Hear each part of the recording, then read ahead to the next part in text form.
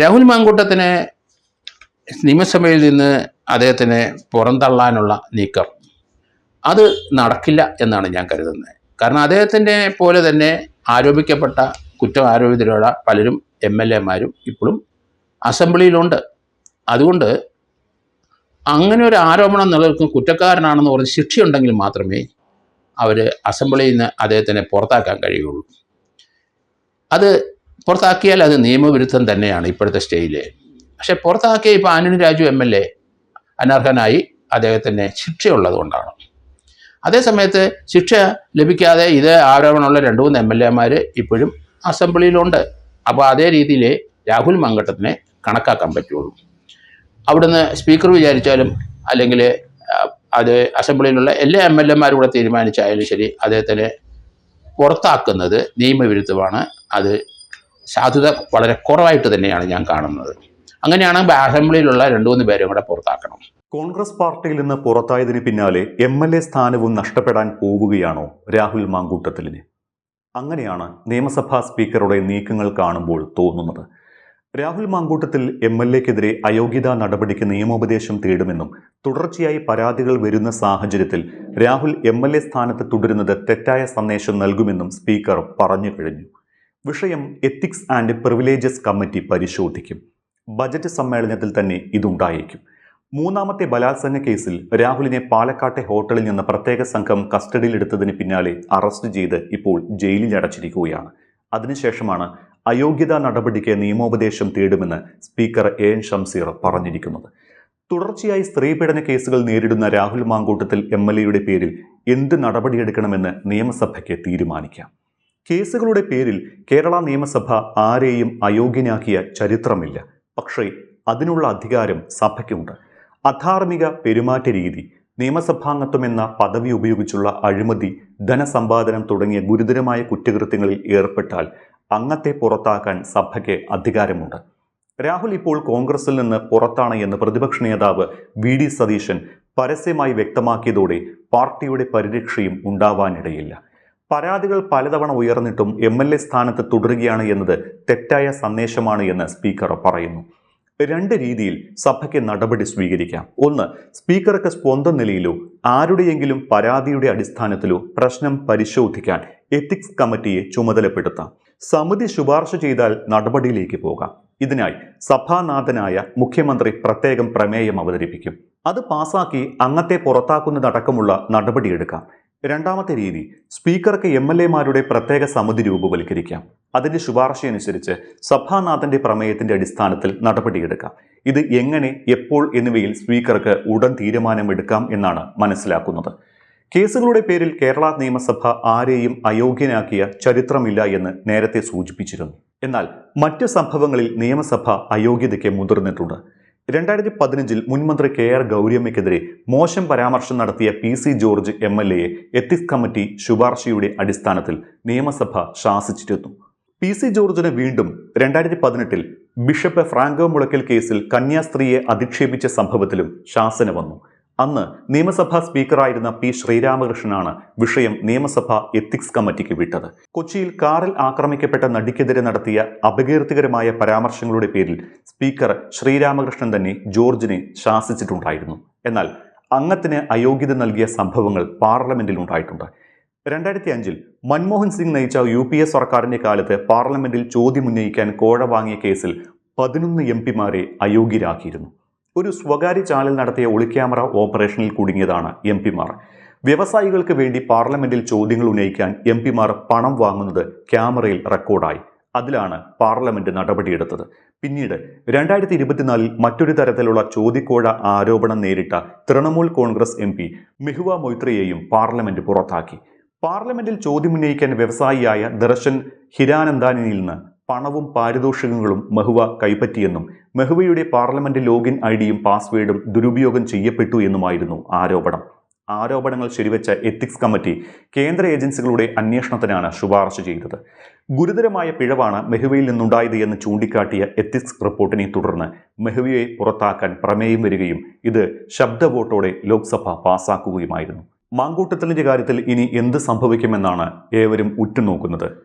കേരള രാഷ്ട്രീയത്തിന്റെ ചരിത്രത്തിൽ നിയമസഭ ഒരു MLA അല്ലെങ്കിൽ നിയമസഭാ അംഗത്തെ പുറത്താക്കുമോ? റിട്ടയർഡ് SP ജോർജ് ജോസഫ് സാറിൻ്റെ വാക്കുകളിൽ അങ്ങനെ സംഭവിക്കില്ല എന്നാണ് പറയുന്നത്. അദ്ദേഹത്തിൻ്റെ വാക്കുകൾ ഒരിക്കൽ കൂടി കേൾക്കാം. രാഹുൽ മാങ്കൂട്ടത്തിന് നിയമസഭയിൽ നിന്ന് അദ്ദേഹത്തിനെ പുറന്തള്ളാനുള്ള നീക്കം അത് നടക്കില്ല എന്നാണ് ഞാൻ കരുതുന്നത്. കാരണം അദ്ദേഹത്തിൻ്റെ പോലെ തന്നെ ആരോപിക്കപ്പെട്ട കുറ്റം ആരോപിതരുള്ള പലരും MLA-മാരും ഇപ്പോഴും അസംബ്ലിയിലുണ്ട്. അതുകൊണ്ട് അങ്ങനെ ഒരു ആരോപണം നിലനിൽക്കും കുറ്റക്കാരനാണെന്ന് പറഞ്ഞ് ശിക്ഷയുണ്ടെങ്കിൽ മാത്രമേ അവർ അസംബ്ലിയിൽ നിന്ന് അദ്ദേഹത്തിനെ പുറത്താക്കാൻ കഴിയുള്ളൂ. അത് പുറത്താക്കിയാൽ അത് നിയമവിരുദ്ധം തന്നെയാണ് ഇപ്പോഴത്തെ സ്റ്റേജിൽ. പക്ഷെ പുറത്താക്കിയ ഇപ്പോൾ ആന്റണി രാജു MLA അനർഹനായി അദ്ദേഹത്തിന് ശിക്ഷയുള്ളത് കൊണ്ടാണ്. അതേസമയത്ത് ശിക്ഷ ലഭിക്കാതെ ഇത് ആരോപണമുള്ള 2-3 MLA-മാർ ഇപ്പോഴും അസംബ്ലിയിലുണ്ട്. അപ്പോൾ അതേ രീതിയിൽ രാഹുൽ മാങ്കൂട്ടത്തിനെ കണക്കാക്കാൻ പറ്റുള്ളൂ. അവിടുന്ന് സ്പീക്കർ വിചാരിച്ചാലും അല്ലെങ്കിൽ അത് അസംബ്ലിയിലുള്ള എല്ലാ MLA-മാരും കൂടെ തീരുമാനിച്ചായാലും ശരി അദ്ദേഹത്തിനെ പുറത്താക്കുന്നത് നിയമവിരുദ്ധമാണ്. അത് സാധ്യത വളരെ കുറവായിട്ട് തന്നെയാണ് ഞാൻ കാണുന്നത്. അങ്ങനെയാണെങ്കിൽ അസംബ്ലിയിലുള്ള 2-3 പേരും കൂടെ പുറത്താക്കണം. ഇത് ആരോപണം അല്ലെങ്കിൽ കേസ് രജിസ്റ്റർ ചെയ്യുന്നതല്ലാതെ കോടതി അത് ഒരു കുറ്റച്ചാർജ് പോലും കൊടുത്തിട്ടില്ല. അപ്പോൾ 2 കേസിനകത്ത് സമാന രീതിയിൽ അദ്ദേഹം ജാമ്യത്തിൽ നിൽക്കുകയാണ്. അതേസമയത്ത് 3ാമത്തെ കേസും വന്നിരിക്കുന്നു. ഇനി ഒരു 8-10 കേസുകൾ കൂടി വരാൻ സാധ്യത കൂടുന്നുണ്ട്. പൊളിറ്റിക്കലായിട്ടുള്ള ഒരു നീക്കം തന്നെയാണ്. മിക്കവാറും എല്ലാവരും പരിചയപ്പെട്ടിട്ട് ഇയാൾ അങ്ങോട്ട് പോയി ആരെയെങ്കിലും ബലമായി പരിചയമില്ലാത്തവരെ റേപ്പ് ചെയ്തെന്നല്ല. അവർ സുഹൃത്തുക്കളാണ്, സോഷ്യൽ മീഡിയ കൂടി പരിചയപ്പെട്ടവരാണ്, ചിലർ വിവാഹിതരാണ്, ചിലർ അവിവാഹിതരാണ്. പൊതുവെ ഇത് 3 പരാതിയിലും സമാനമായ ഒരു പോയിൻ്റുണ്ട്. അതുകൊണ്ടാണ് ഞാൻ ഇതിനോട് പോലീസ് എടുത്ത കേസിനോട് എതിർക്കുന്നത്. ഇതാരോ ഒരാൾ ആണ് ഈ 3 പേർക്കും പെറ്റീഷൻ ഡ്രാഫ്റ്റ് ചെയ്ത് കൊടുത്തിരിക്കുന്നതെന്നാണ് എനിക്ക് തോന്നുന്നത്. അത് വിദേശത്തായാലും ഓൺലൈനിൽ അപ്പം തന്നെ ഇവിടുന്ന് ഡ്രാഫ്റ്റ് ചെയ്ത് അയക്കാം. കാരണം എല്ലാ കേസിനകത്ത് 3 പേരും പറയുന്നത് അവർ ഗർഭചിത്രത്തിൻ്റെ ഒരു ആരോപണം, മിസ്കാരിയേജിൻ്റെ ഒരു ആരോപണം കൊണ്ടുവരുന്നുണ്ട്. ആ മിസ്കാരിയേജ് ഇദ്ദേഹം അവിടെ എല്ലാവരും 3 പേരും 3 കേസിലും പറയുന്നത് അവരിൽ ഇയാൾക്കൊരു കുട്ടി വേണം എന്നാണ് പറയുന്നത്. അങ്ങനെ ആരും പറയുമെന്ന് എനിക്ക് തോന്നണില്ല. അവിടെയാണ് ഞാൻ അതുമായിട്ട് പൊരുത്തപ്പെടാതെ ഇരിക്കുന്നത്. കാരണം ഒരു സ്ത്രീ പുരുഷ ബന്ധങ്ങൾ ഇങ്ങനെ അവിഹിതമായ മാർഗത്തിൽ കൂടെ വന്നു കഴിഞ്ഞാൽ ഗർഭം ഉണ്ടാകാതിരിക്കാനാണ് പുരുഷന്മാർ ശ്രദ്ധിക്കുന്നത്. സ്ത്രീകളും അങ്ങനെ തന്നെയാണ്. പക്ഷെ അവർ ഗർഭം ഉണ്ടായിക്കഴിഞ്ഞാൽ അത് 2 പേരുടെയും കൺസെൻറ്റോടുകൂടി അത് അലസിപ്പിച്ച് കളയുകയും ചെയ്യും. അങ്ങനെയാണ്. അതിനകത്തൊരു ഒഫൻസ് ഇല്ല എന്നാണ് ഞാൻ പറയുന്നത്. അത് തന്നെയല്ലേ ഇന്ത്യയിലെ മിസ്കാരേജ് നടത്തുന്നതിനുള്ള ഗ്രൗണ്ടുകളൊക്കെ ഇപ്പം ധാരാളം അതിന് പ്രോത്സാഹനം നൽകുന്ന പോലെയാണ് എനിക്ക് തോന്നുന്നത്. കാരണം മൈനറായ ഒരു കുട്ടിയാണെങ്കിൽ തീർച്ചയായിട്ടും അത് അബോർട്ട് ചെയ്ത് കളയാം. പിന്നെ ഒരു പ്രഗ്നൻസി ഉണ്ടായാൽ പ്രഗ്നൻസി ക്യാരി ചെയ്യുന്നയാളും അതിൻ്റെ കാരണക്കാരനാണെന്ന് ആരോപിക്കുന്നവരും അവരുടെ കൺസെൻറ്റോടുകൂടി അത് അബോർട്ട് ചെയ്യുന്നതിന് നിയമ തടസ്സങ്ങളൊന്നുമില്ല. ബലം പ്രയോഗിച്ച് ക്രിമിനൽ അബോർഷൻ നടത്തിയാൽ മാത്രമേ കുറ്റമുള്ളൂ എന്നാണ് ഗവൺമെൻറ് ഓഫ് ഇന്ത്യയുടെ പുതിയ 1971-ലെയും 1921-ലെയും 3-4 മിസ്കാരേജും പ്രഗ്നൻസിയുടെയും തമ്മിൽ ക്രിമിനൽ അബോർഷനെ സംബന്ധിച്ചുള്ള ഗവൺമെൻറ്റിൻ്റെ ചില നിയമങ്ങൾ വന്നിട്ടുണ്ട്. അത് ഇങ്ങനെയുള്ളവർക്ക് പ്രോത്സാഹനം നൽകുന്നത് പോലെ തന്നെയാണ്. കാരണം അതിനകത്തൊരു കുറ്റം പറയാൻ ഒക്കില്ല. അതുകൊണ്ട് രാഹുൽ മാങ്കൂട്ടം തീർച്ചയായിട്ടും ഇന്ന് അദ്ദേഹത്തിൻ്റെ വാദഗതി ജാമ്യം ആ കോടതിക്ക് വേണമെങ്കിൽ കൊടുക്കാം. കാരണം ഇതിൻ്റെ അകത്ത് നമ്മൾ ചില കാര്യങ്ങൾ ആലോചിക്കുമ്പോൾ ഒരു ക്രിമിനൽ അബോർഷൻ നടത്തിയിട്ടുണ്ട്, അതിൻ്റെ DNA ഒക്കെ എടുത്ത് ആ കുട്ടി വെച്ചു എന്നൊക്കെ പറയുന്ന വാർത്തകൾ വരുന്നുണ്ട്. അപ്പോൾ അതൊരു ദുരുദ്ദേശപരമായ കാര്യങ്ങളല്ലേ. നാച്ചുറലായിട്ട് അങ്ങനെ ആരും എടുത്തു വെക്കില്ലല്ലോ. അപ്പോൾ ഒരു ട്രാപ്പല്ലേ ഇത്. അങ്ങനെയൊക്കെ നമ്മൾ ചിന്തിക്കേണ്ടി വരും. കോടതി അങ്ങനെ ചിന്തിച്ചതിൽ തെറ്റില്ല. അതുകൊണ്ട് അദ്ദേഹത്തിന് ജാമ്യം കിട്ടാനുള്ള സാധ്യത വളരെ കൂടുതലാണ്. പോലീസ് കസ്റ്റഡി കൊടുക്കണമെന്നുണ്ടെങ്കിൽ അദ്ദേഹത്തിൻ്റെ കയ്യിലുള്ള മൊബൈൽ ഫോൺ റിക്കവർ ചെയ്യണം. മറ്റു ചില കാര്യങ്ങളും കേസുമായിട്ട് ബന്ധപ്പെട്ട് കുറേ റിക്കവറിയുടെ നടത്തണം. അത് ചിലപ്പോൾ 1 ദിവസം കസ്റ്റഡി കൊടുക്കാം, അല്ല 2 ദിവസം കസ്റ്റഡി കോടതിക്ക് വേണമെങ്കിൽ കൊടുക്കാം. പോലീസ് അത് ആവശ്യപ്പെടും എന്ന് തന്നെയാണ് ഞാൻ കരുതുന്നത്. ഇനി ഇതുപോലെ ധാരാളം കേസുകൾ വരും, അതിന് യാതൊരു സംശയമില്ല രാഹുൽ മാങ്കൂട്ടത്തിന്. പക്ഷേ നമ്മളൊരു കാര്യം മനസ്സിലാക്കണം, രാഹുൽ മാങ്കൂട്ടത്തിന് അങ്ങോട്ട് പോയി ഇയാൾ ബലം പ്രയോഗിച്ച് ആരെങ്കിലും പരിചയമില്ലാത്തവരോ അപരിചിതരോ അവരെ അവിടെ പോയി റേപ്പ് ചെയ്തെന്നൊരു കേസില്ല.